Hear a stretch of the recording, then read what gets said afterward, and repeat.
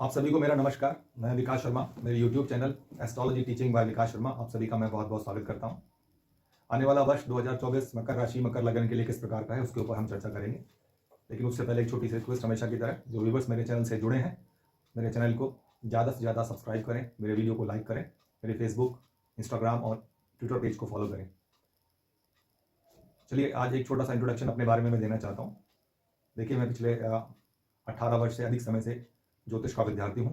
मैंने ज्योतिष में ज्योतिष प्रवीण, ज्योतिष विशारद और ज्योतिष पोस्ट विशारद मैंने किया हुआ है और इसी आधार पर जो है मैं ज्योतिष की अध्ययन लगातार कर रहा हूँ और इसीलिए मैंने ज्योतिष का जो है ये चैनल शुरू किया ताकि आम जन तक ज्योतिष जो शास्त्र है वो पहुँच सके। तो जो बहुत ज़्यादा ज्योतिष शास्त्र को लेकर अवधारणा है, जो नेगेटिविटी है वो दूर हो और ये एकदम प्रैक्टिकल साइंस है और इसमें किसी तरह का कोई जो है अंधविश्वास वाली बात नहीं है। इसलिए कोई भी कार्य कीजिए, ईश्वर का नाम लेके कीजिए, सब सही होने वाला है, ये सोच के आपको कार्य करना है।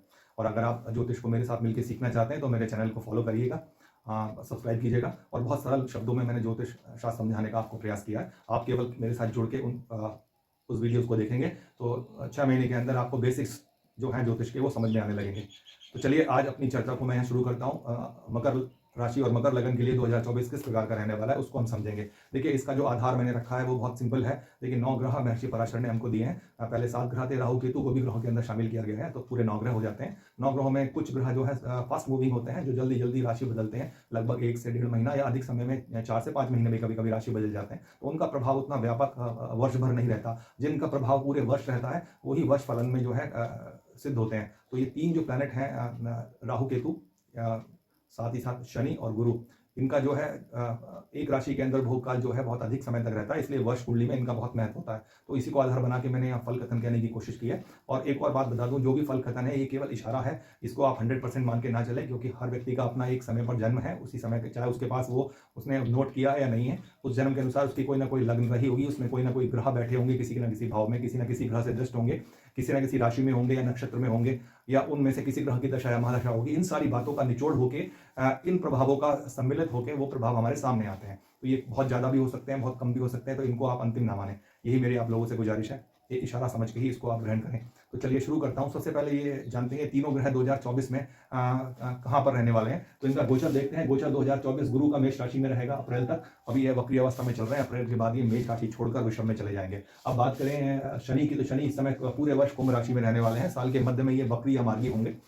राहु की बात करें तो राहु मीन राशि में पूरे वर्ष रहने वाले हैं। इसके अपोजिट केतु हमेशा इनके अपोजिट रहते हैं, वो कन्या राशि में रहने वाले हैं। तो पूरे वर्ष का जो समय है वो इन तीनों ग्रहों, चलिए देखते हैं किस प्रकार का रहने वाला है 2024 मकर राशि मकर लगन के लिए। देखिए, कुंडली पर नजर डालते हैं तो शनि जो है अपने से दूसरे स्थान में अपनी कुंभ राशि में मार्ग स्थान के अंदर बैठे हुए हैं। तो छोटी मोटी हेल्थ संबंधी समस्याएं तो इस वर्ष रहने वाली हैं। आपको दांतों से संबंधित समस्याएं हो सकती हैं, जोड़ों से संबंधित समस्याएं हो सकती हैं। इस तरह की समस्याएं परेशान करेगी। जिनको ये पहले से ही रोग है या अन्य किसी शनि रोग से वो लोग पीड़ित हैं और उनको सावधान रहने की जरूरत है। वर्ष के उत्तरार्ध में जून जुलाई अगस्त सितंबर में ये समस्याएं और बढ़ सकती हैं, इसलिए हमेशा डॉक्टर के सलाह से कार्य करें, यही मैं आप लोगों को कहना चाहता हूं। संतान की बात करें तो संतान के लिए भी समय जो है सामान्य ही रहने वाला है। पहले 4 महीने जो है संतान संबंधी समस्या रहेंगी, क्योंकि जो गुरु है जो कारक है संतान का, वो शनि से दृष्ट है और शनि की जो तीसरी दृष्टि है, मारक दृष्टि है, जो है नीच दृष्टि है, वो शनि की पड़ रही है। तो संतान संबंधी समस्याएं पहले 4 महीने में अधिक आपको देखने को मिलेंगी। अगर संतान है तो उसके स्वास्थ्य संबंधी समस्याएं होंगी। और अगर आप संतान के लिए कोशिश कर रहे हैं, कोई नव दंपत्ति है, तो जून के बाद का जो समय है आपके लिए अच्छा है और आप चिकित्सक की परामर्श के अनुसार कार्य करें और कोशिश जारी रखें। अगर हम बात करें विवाह के लिए, तो विवाह के लिए वर्ष आपके लिए अच्छा रहने वाला है। जो लंबे समय से आप लोग प्रयासरत थे, तो पहले 4 महीने आप लोगों के लिए समय बहुत अच्छा है। अचानक से विवाह के योग बनेंगे और विवाह कहीं ना कहीं जो है फिक्स होने की संभावना इस वर्ष दिखती है। हो सकता है मन के अंदर कुछ खलिश रह जाए कि जैसा आप चाह रहे हैं उस मन मुताबिक विवाह संबंध ना हो, लेकिन विवाह के संबंध अवश्य जो है आपके अप्रैल तक का जो समय है श्रेष्ठ समय है। उसके बाद भी एक समय है वर्ष के अंत में जब विवाह के योग आपके लिए होंगे, तो विवाह के लिए ये वर्ष आपके लिए कुछ देने वाला ही बनता है। बात करें अगर कार्य क्षेत्र की, तो कार्य क्षेत्र में अपने जो सीनियर्स हैं उनके साथ जो है आपको तालमेल में कुछ कमी दिखाई देती है, तो अपने क्रोध पर आपको नियंत्रण रखना है। इस प्रकार का जो है समय है, स्थानांतरण के कुछ योग बनते हैं। साथ ही साथ एक और बात करूं, शनि जो है आपकी राशि से दूसरे स्थान में बैठे हुए हैं, तो कुटुंबजनों से जो है आप आपस में मतभेद हो सकते हैं, प्रॉपर्टी को लेकर वाद विवाद हो सकता है। तो इस समय आपको अपने भाई बहनों के साथ आपके रिश्तों में जो है परेशानी हो सकती है। तो उस तरीके का आपको यहाँ पे ध्यान रखना है। साथ ही साथ अपने माता पिता के स्वास्थ्य का भी आपको ध्यान रखना है, क्योंकि नवम भाव जो है राहु केतु एक्सिस पर आया हुआ है। तो साथ ही साथ गुरु जो है मेष राशि के अंदर बैठे हुए हैं और गुरु की राशि में जो है राहु पहले से ही विराजमान है। तो माता के स्वास्थ्य को लेके और पिता के स्वास्थ्य को लेके ये वर्ष अच्छा नहीं है, इसलिए माता पिता के स्वास्थ्य का आपको ध्यान रखना है।